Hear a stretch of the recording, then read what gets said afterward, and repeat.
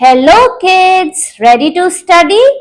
Today we will be studying your new science textbook Explorations page wise. Whatever topics we have missed in lesson 2 cell, that I will be teaching you according to the pages. On which page what topic we have missed, that way. So today's video is going to be very interesting and it will be very helpful for you.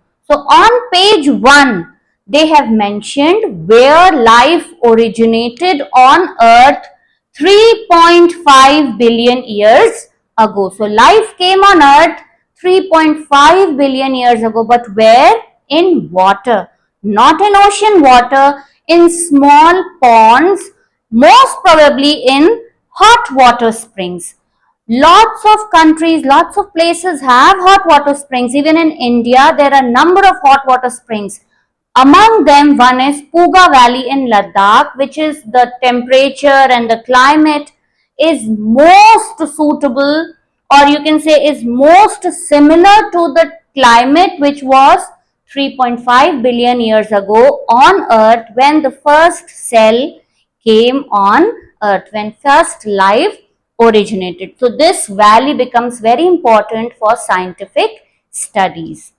The second thing that they have found there is the organisms, the name, such organisms which live here in hot water springs, they are called thermophiles.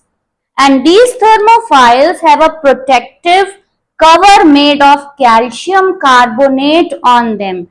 Now this cover helps these organisms to stay protected from the harsh environment. Even today, if you see the snails, the mollusk group, the snails, the apple snail, the shunk which you see, or the pearl oyster, they have a cover, top cover over them, which is made of this calcium carbonate. So these thermophiles also had a calcium carbonate protective cover which protected them 3.5 billion years ago from the harsh outer environment.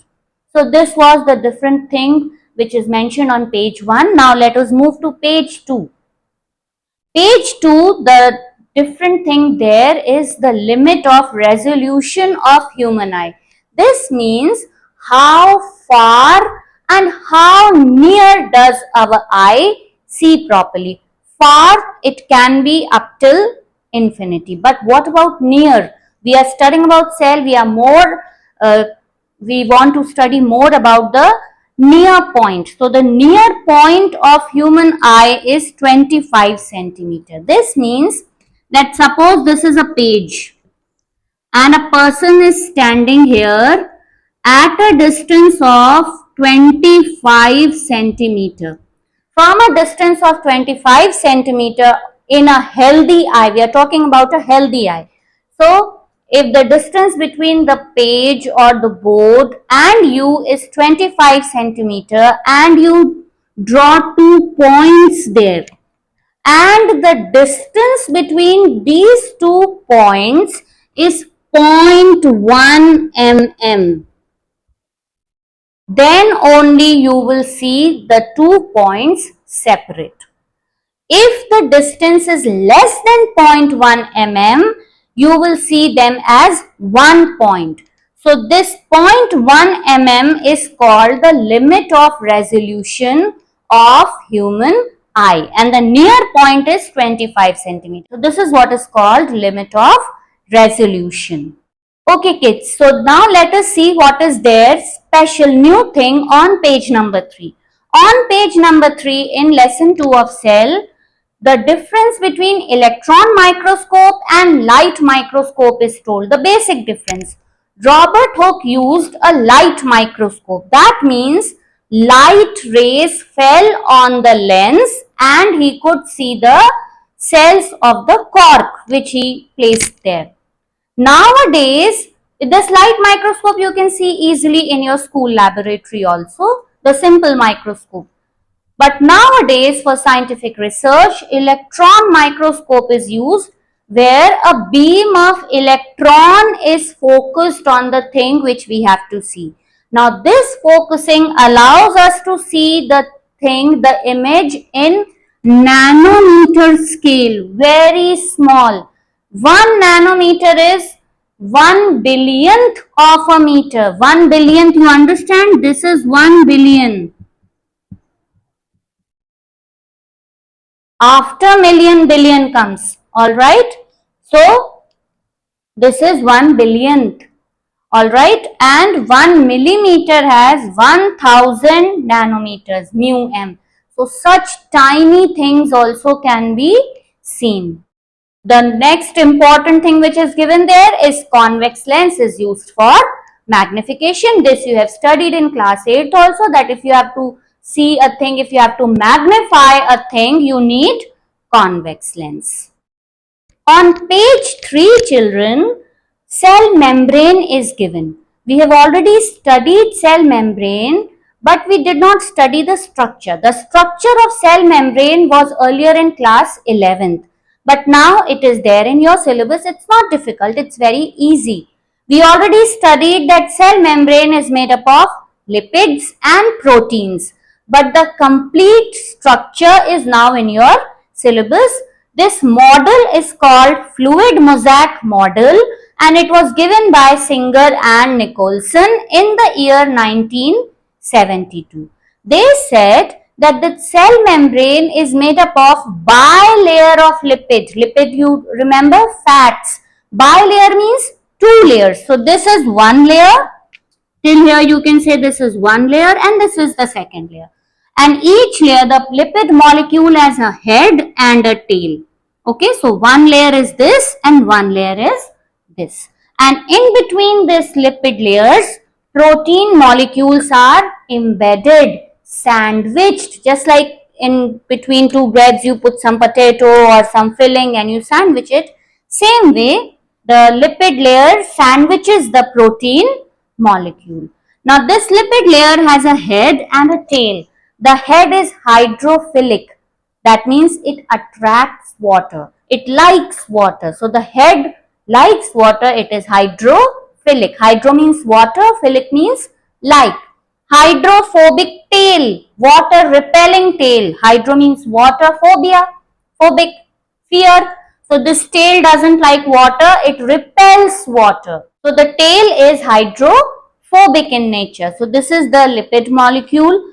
Then we have the protein molecule which acts as gatekeeper. This will not allow everything. Then only cell membrane will become selectively permeable. So this was the structure which was given by Singer and Nicholson. Now this lipid layer, it can turn. It can move a little sideways and it can even bend, and because of this the lipid layer is having fluid-like characteristics, just like water, but a little dense water, jelly you can say. So it can move from its place sideways, it can turn, it can bend. So that is why, because of this nature of lipid, we got the word fluid. And because these protein molecules are placed somewhere in between this lipid layer, just like the mosaic on the flooring, sometimes you see small dot structures on the floor, that is mosaic. So because of these protein molecules, we got the word mosaic. So this model was named as fluid mosaic model by Singer and Nicholson in 1972, and this model describes cell membrane. Whatever else is given, we have already studied. You can go back to the cell membrane video and you can watch it. On next page, cell wall is given and it is made up of cellulose. This we have studied earlier also. In this page, they have mentioned how cellulose is formed, but when many molecules of glucose join together, link together, then you get cellulose. It is a type of starch only, definitely found only in the plant cells. And they have also mentioned that the cellulose act as roughage in our diet. When we study balanced diet in human beings, we read this word roughage, that it prevents constipation, and we get it by eating uncooked fruits and vegetables. So this roughage is comprising of cellulose, and when we eat roughage, it prevents constipation. The next topic which is given there is the difference between prokaryotic and eukaryotic cells. We have already studied it in great detail. Remember, you can check that video. The extra thing which is mentioned is in eukaryotic cells, cytoskeleton is present. Now this cytoskeleton is made up of small tiny tube-like structures which are called microtubules. And these microtubules, the cytoskeleton, helps to support the cell, to give better shape to the cell and for transport of various things inside the cell. This cytoplasm of eukaryotic cell also has starch. There are many more things, but these two things are specially written in your new textbook: starch and calcium oxalate crystals. When you eat raw guava or raw pear, you get a different grainy texture which we don't feel like eating. Imagine eating a raw guava, it doesn't taste that delicious, whereas when it ripens up, the taste changes. That is because when ripening, this calcium oxalate dissolves. So this calcium oxalate and calcium, this starch, they are called cell inclusions. This also we have studied cell inclusions earlier. Nucleus, endoplasmic reticulum, ribosomes, Golgi bodies, lysosomes, mitochondria, plastids, vacuole and cell division I have already taught as per the new NCERT Explorations textbook. I will provide all the links in the description box. You can check on the links and study these cell organelles. Let us move to the new topic which is given in your book. In your book, cell culture, which is a new advancement in science, is mentioned. It is also sometimes called tissue culture because either you grow one cell or you grow a group of cells. It will be called cell culture or tissue culture. Group of cells, same cells is tissue, no? So these, whether plant tissue or cell or an animal cell, when it is grown outside the organism's body, then it is called cell culture. This is grown in restricted conditions, at proper conditions. A petri dish has nutrient rich medium. The cell needs some nutrient to feed on to grow. So the petri dish has a nutrient rich medium. Usually it is agar-agar, but it can be different also. In that nutrient rich medium, the plant cell or the animal cell or the plant tissue or animal tissue is placed, and then at right temperature, proper conditions, some cells need acidic conditions, some need alkaline or basic conditions. So proper conditions are given, proper amount of moisture is given, and sterile conditions, that means no parasite or germ attack is there. Then the cells grow and develop. Many plants are nowadays grown by this cell culture or tissue culture, like Dahlia, chrysanthemum.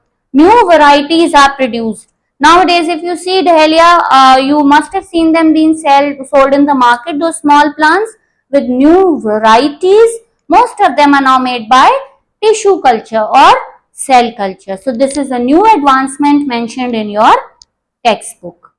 The cell culture which we studied just now is used in the production of biochemical molecules, food products, medicines, new variety of plants and also vaccines. So imagine how important this cell culture is. In the new textbook, a scientist called Arun Kumar Sharma has been mentioned. He has done lots of work, commendable work in the field of plant taxonomy, evolution and development of plants, and study of chromosomes. And because of all these works, he has been honored with Shanti Swarup Bhatnagar Award and also the very prestigious Padma Bhushan Award. Hopefully, if you study properly, one day one of you also might be featured in the next textbook which might be published then. In the new textbook, a very important topic which is given as a part of cell division is what will happen if mitosis goes wrong or if meiosis goes wrong. Cell division was of two types, mitosis and meiosis. Mitosis is responsible for our growth and development, where one cell divides into two and the number of chromosomes do not change. Now, if mitosis goes wrong, what will happen? The cell division will be uncontrolled. We can become giants, or in some cases, cancer can be caused. Tumors. Cancer is uncontrolled cell division, no? So tumors can be caused and the chromosome number can also become abnormal in the body cells. So this is a very dangerous thing if mitosis goes wrong. If meiosis goes wrong, that is even more dangerous because meiosis forms the eggs and the sperm. If meiosis will go wrong, maybe the chromosome number did not reduce or maybe it has become more. That means you might get genetic disorders and they are not curable. Early pregnancy, the embryo has to be at certain stage, the zygote has to divide a particular number of times and then only embryo is formed. Now if the zygote doesn't divide properly due to this meiosis problem, then what will happen? Embryo will not form or may form very soon. So early pregnancy and reduced fertility, that means eggs may not form at all and sperms also may not develop. So this is what is reduced fertility. A new topic, cell inhibition, is also there in the syllabus. It says every cell has a definite lifespan. All cells are born from pre-existing cells and then they die also, and new cells replace them and they do their work. So a cell has a definite lifespan. And in animals, the cell division stops when the cell comes in contact with the neighboring cell. This is called cell inhibition by contact. As soon as the cell grows and it touches a new cell, it understands that, okay, I don't have to grow more. This is my limit.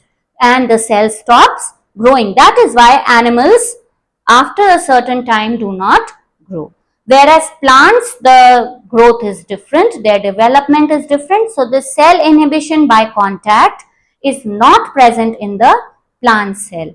I hope you have understood. All the links I will be providing you in the description box. You can check and you can study. Still, if you have any problem, then you can please write in the comment section. See you in the next video in a new lesson. Goodbye, take care and keep studying.